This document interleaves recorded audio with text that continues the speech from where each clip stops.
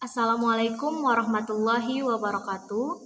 Kami dari kelas 1F PGSD kelompok 6 ingin mempresentasikan mengenai perkembangan nilai, moral, dan sikap peserta didik. Sebelumnya, saya akan memperkenalkan anggota kelompok saya terlebih dahulu. Yang pertama ada Pui Mashum Aziz, kedua ada Rahmawati, ketiga ada saya sendiri Ratna Ningsih, keempat ada Rismayanti, dan yang terakhir ada Sahratul Layali. Perkembangan nilai moral dan sikap peserta didik. Yang pertama saya akan menjelaskan mengenai pengertian apa itu nilai, moral, dan sikap.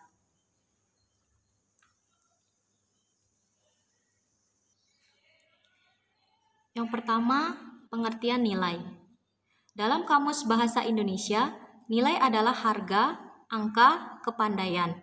Adapun menurut Sprenger, nilai diartikan sebagai suatu tatanan yang dijadikan panduan oleh individu untuk menimbang dan memilih alternatif keputusan dalam situasi sosial tertentu.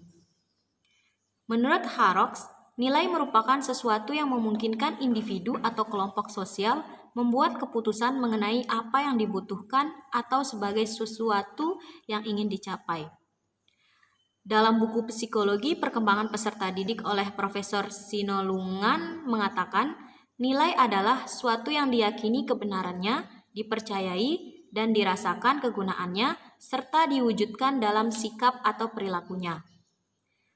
Jadi kesimpulannya, nilai merupakan standar konseptual yang relatif stabil dan implisit membimbing individu dalam menentukan tujuan yang ingin dicapai serta aktivitas dalam rangka memenuhi kebutuhan psikologinya. Kemudian ada moral. Istilah moral berasal dari kata Latin mores yang artinya tata cara dalam kehidupan, adat istiadat, atau kebiasaan. Maksud moral adalah sesuai dengan ide-ide yang umum diterima tentang tindakan manusia, mana yang baik dan wajar. Moral merupakan kaidah norma dan pranata yang mengatur perilaku individu dalam kehidupannya dengan kelompok sosial dan masyarakat. Moral merupakan standar baik buruk yang ditentukan bagi individu sebagai anggota sosial. Moralitas merupakan aspek kepribadian yang diperlukan seseorang dalam kaitannya dengan kehidupan sosial secara harmonis, adil, dan seimbang. Kemudian yang terakhir ada sikap. Pengertian sikap secara umum adalah suatu pikiran, kecenderungan, dan perasaan seseorang untuk mengenal aspek-aspek tertentu pada lingkungan yang seringnya bersifat permanen karena sulit diubah. Komponen yang dimaksud adalah pengetahuan yang selama ini diperoleh semasa hidup, di mana sangat mempengaruhi perilaku saat bertindak. Pengertian lainnya menyebutkan bahwa sikap merupakan kecondongan evaluatif seseorang terhadap suatu subjek maupun objek. Menurut Gerung, sikap secara umum diartikan sebagai kesediaan bereaksi individu terhadap sesuatu hal. Mapir 1982-58. Sikap berkaitan dengan motif dan mendasari tingkah laku seseorang. Dapat diramalkan tingkah laku apa yang dapat terjadi dan akan diperbuat jika telah diketahui sikapnya.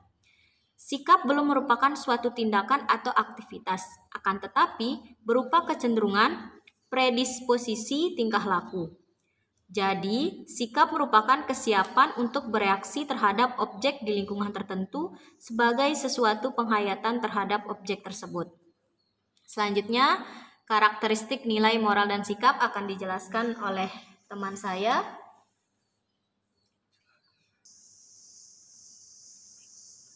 Baiklah, yang kedua ada karakteristik nilai moral dan sikap remaja.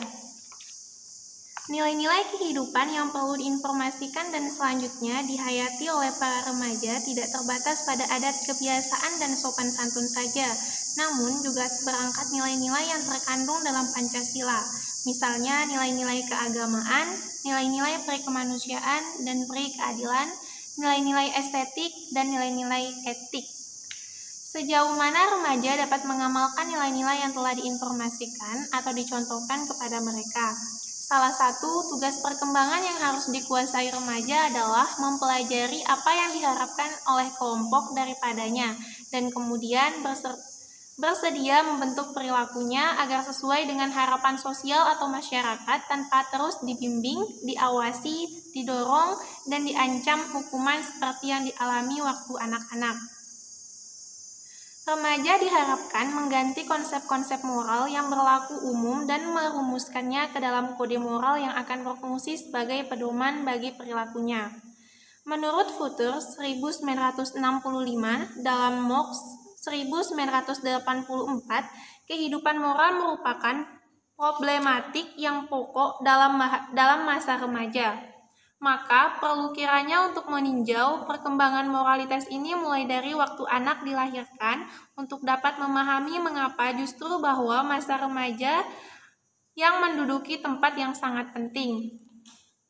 Dari hasil penyelidikannya, Colbert mengemukakan 6 tahap stadium perkembangan moral yang berlaku secara universal dan dalam urutan tertentu.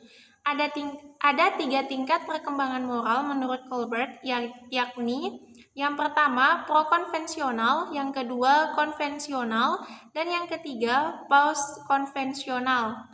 Masing-masing tingkat terdiri dari 2 tahap, sehingga keseluruhannya ada 6 tahap stadium yang perkembangan secara bertingkat dengan urutan yang tetap. Tidak setiap orang mencapai tahap terakhir perkembangan moral. Nah, dalam stadium 0 ini, anak menganggap baik apa yang sesuai dengan permintaan dan keinginannya. Sesudah stadium ini, datanglah tingkat 1. Prakonvensional yang terdiri dari stadium 1 dan 2. Pada stadium 1, anak berorientasi kepada kepatuhan dan hukuman. Anak menganggap baik atau buruk atas dasar akibat yang ditimbulkannya. Pada stadium kedua, berlaku prinsip relativistik hedonis. Pada tahap ini, anak tidak lagi secara mutlak tergantung kepada aturan yang ada di luar dirinya atau ditentukan oleh orang lain, tetapi mereka sadar bahwa setiap kejadian mempunyai beberapa segi. Jadi, ada relativisme yang artinya bergantung pada kebutuhan dan kesanggupan seseorang hedonistik. Tingkat 2, ada konvensional. Dalam stadium 3 menyangkut orientasi mengenai anak yang baik. Pada stadium ini, anak mulai memasuki umur belasan tahun, di mana anak memperlihatkan orientasi perbuatan-perbuatan yang dapat dinilai baik atau tidak baik oleh orang lain. Pada stadium 4, yaitu tahap mempertahankan norma-norma sosial dan otoritas. Pada stadium ini, perbuatan baik yang diperlihatkan seseorang bukan hanya agar dapat diterima oleh lingkungan saja, namun dengan masyarakat itu sendiri yang bertujuan agar dapat ikut mempertahankan aturan atau norma-norma sosial. Yang ketiga ada pasca konvensional.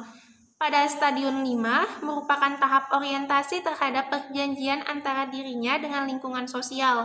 Pada stadium ini ada hubungan timbal balik antara dirinya dengan lingkungan sosial dengan masyarakat. Originalitas remaja juga tampak dalam hal ini. Pertama, remaja masih diatur secara ketat oleh hukuman-hukuman umum yang lebih tinggi. Dan pada stadium 6, tahap ini disebut prinsip universal. Pada tahap ini ada norma etik di samping norma pribadi dan subjektif. Dalam hubungan dan perjanjian antara seseorang dengan masyarakat atau unsur-unsur subjektif yang menilai apakah suatu perbuatan itu baik atau tidak baiknya. Menurut Furter 1965, menjadi remaja berarti mengerti nilai-nilai.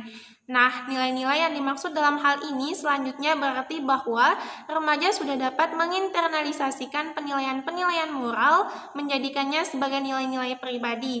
Untuk selanjutnya, penginternalisasian nilai-nilai ini akan tercermin dalam sikap dan tingkah lakunya. Sekian dari saya, untuk faktor-faktornya akan dijelaskan oleh Saudara Pui.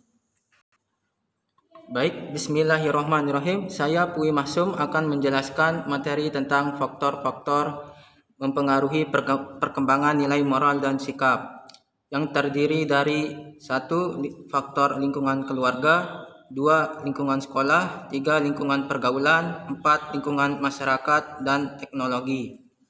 Faktor lingkungan yang berpengaruh terhadap perkembangan nilai moral dan sikap individu mencakup aspek psikologis, sosial, budaya, dan fisik kebendaan, baik yang terdiri dari lingkungan keluarga, sekolah, masyarakat dalam pola beragama. Pola interaksi dapat mempengaruhi perkembangan nilai moral dan sikap individu yang tumbuh dan berkembang. Remaja yang tumbuh berkembang di lingkungan keluarga, sekolah, masyarakat dalam pola perkembangan tersebut mampu diharapkan berkembang menjadi remaja yang berperilaku terpuji, yang memiliki budi luhur serta sikap yang baik. Ada 5 faktor yang mempengaruhi nilai moral dan sikap sebagai berikut. 1. Lingkungan keluarga. Remaja yang tumbuh berkembang di lingkungan keluarga mampu mengembangkan perilaku maupun sikapnya menjadi lebih baik yang diajarkan di keluarganya. Lingkungan keluarga merupakan lingkungan pertama yang menanamkan perilaku, nilai, moral, dan sikap. Perilaku seseorang biasanya berasal dari keturunan.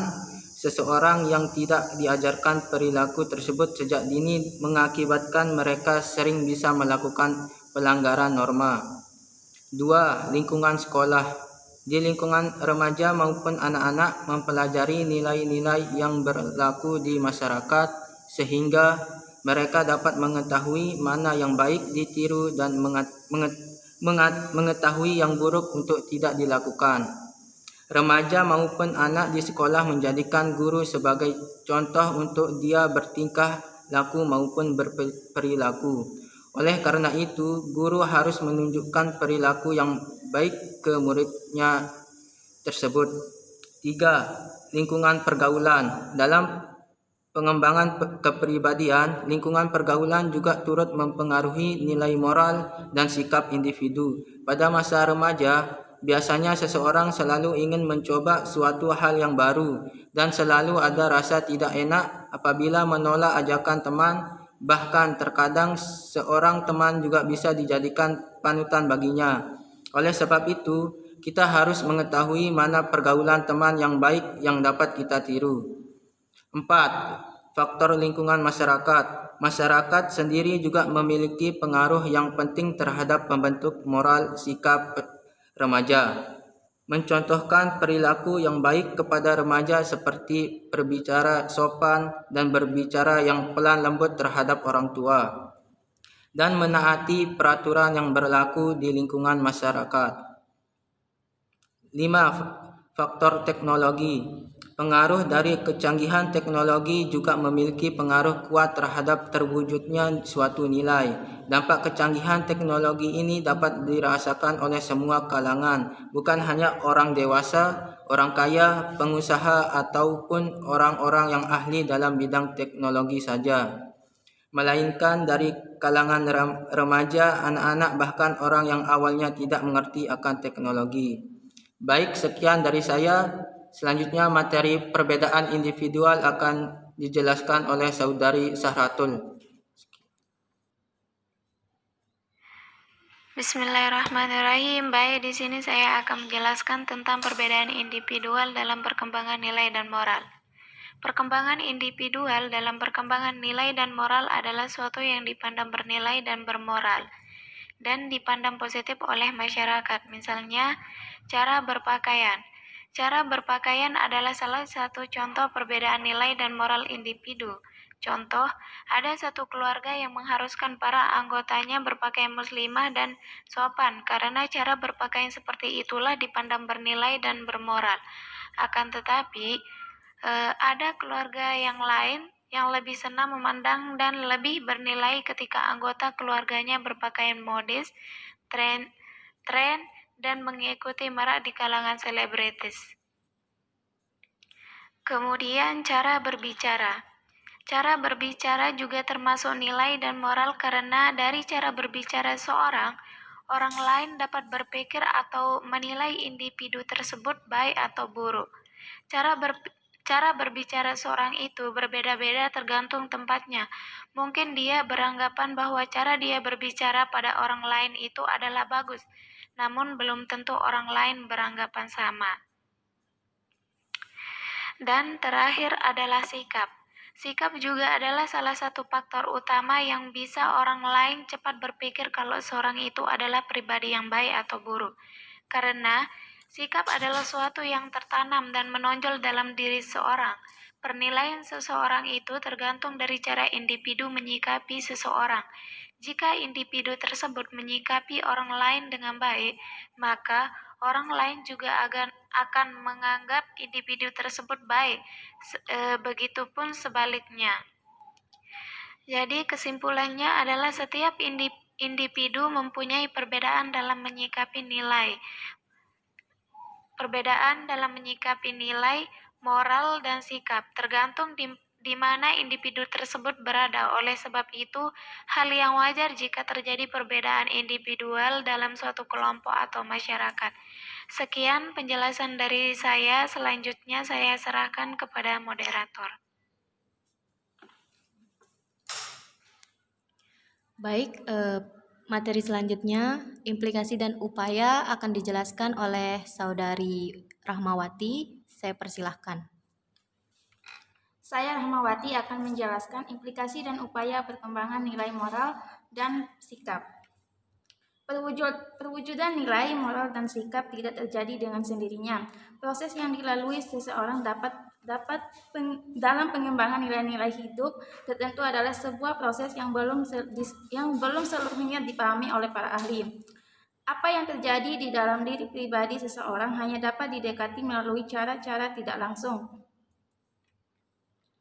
yakni dengan mempelajari gejala dan tingkah laku seseorang tersebut, maupun membandingkannya dengan gejala serta tingkah laku orang lain. Tidak semua individu mencapai tingkat perkembangan moral seperti yang diharapkan, maka kita dihadapkan dengan masalah pembinaan. Ada penuh upaya-upaya yang dapat dilakukan dalam mengembangkan nilai moral dan sikap remaja adalah yang pertama, menciptakan komunikasi. Dalam komunikasi, didahului dengan pemberian informasi tentang nilai-nilai dan moral. Anak tidak pasif mendengarkan dari orang dewasa bagaimana seorang harus bertingkah laku sesuai dengan norma dan nilai-nilai moral. Tetapi anak-anak harus dirangsang supaya lebih aktif. Hendaknya ada upaya untuk mengikuti sertakan remaja dalam beberapa pembicaraan Anda dalam pengambilan keputusan keluarga, sedangkan dalam kelompok sebaya, remaja turut serta secara aktif dalam tanggung jawab dan penentuan maupun keputusan kelompok. Yang kedua yaitu menciptakan iklim lingkungan yang serasi. Para remaja sering bersikap kritis, menentang nilai-nilai dan dasar-dasar hidup orang tua dan orang dewasa lainnya. Ini tidak berarti mengurangi kebutuhan mereka akan suatu sistem nilai yang tetap dan memberi rasa aman kepada remaja. Mereka tetap menginginkan suatu sistem nilai yang akan menjadi pegangan dan petunjuk bagi perilaku mereka. Karena itu, orang tua dan guru serta orang dewasa lainnya perlu memberi model-model atau contoh perilaku yang merupakan perwujudan nilai yang diperjuangkan. Untuk remaja, moral merupakan suatu kebutuhan tersendiri oleh karena mereka sedang dalam keadaan membutuhkan pedoman atau petunjuk dalam rangka mencari jalannya sendiri. Pedoman ini juga untuk menumbuhkan identitas dirinya, menuju kepribadian yang matang, dan menghindarkan diri dari konflik-konflik peran yang selalu terjadi dalam masa transisi ini. Sekian penjelasan dari saya. Wassalamualaikum warahmatullahi wabarakatuh.